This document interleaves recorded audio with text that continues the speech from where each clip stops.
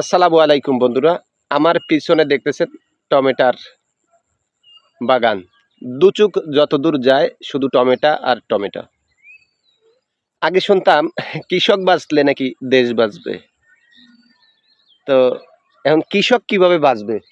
দেখেন বন্ধুরা, কি পরিমাণ টমেটো পেকে রয়েছে, এগুলো এখনো আর ছিটতেছে না কৃষক। কেন ছিটতেছে না জানেন? 1 টাকা কেজি। তো 1 টাকা কেজি যদি এই টমেটোগুলো হয়, তাহলে এগুলো ছিঁড়ে লাভ কি বলেন? এগুলো ছিঁড়তে গেলে একটা কিষানের মূল্য আছে 500 টাকা। তো 500 টাকা মূল্য দিয়ে যদি এই টমেটো ছিঁড়তে হয়, তাহলে একটা কৃষক 500 টাকা টমেটো সারাদিন ছিঁড়তে পারে না। এজন্য কৃষক ছিঁড়তেছে না।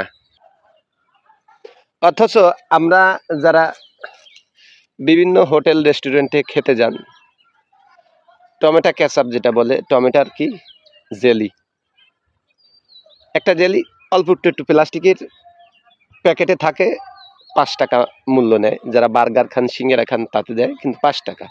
তো 1 টাকা মূল্য 1 কেজি টমেটো। তো 1 কেজি টমেটোয় আমার মনে হয় 500 প্যাকেট হবে। যে সসটুক থাকে সেই প্যাকেটে অন্তত 1 কেজি টমেটোয় 500 পিস সেই টমেটোর সসের যে প্যাকেট সেটা হবে। তো 500 পিস সসের দাম 2500 টাকা। 2500 না, ভুল কইছি আমি।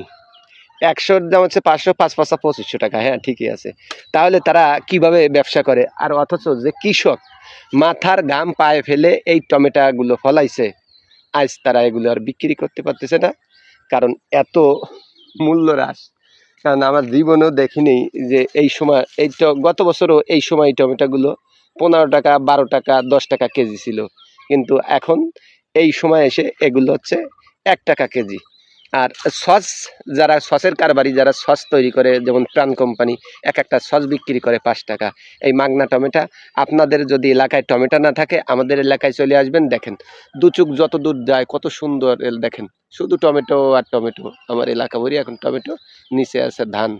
দোয়া করবেন কৃষক জানি এই ধানগুলো, ধানের উপরে এখন চাই আছে, আল্লাহ রব্বুল আলমিন যেন সহি সালামতে কৃষকের ধানগুলো ঘরে তুলতে পারে, সে দোয়া করবেন। সবাই ভালো থাকবেন, সুস্থ থাকবেন। আসসালামু আলাইকুম।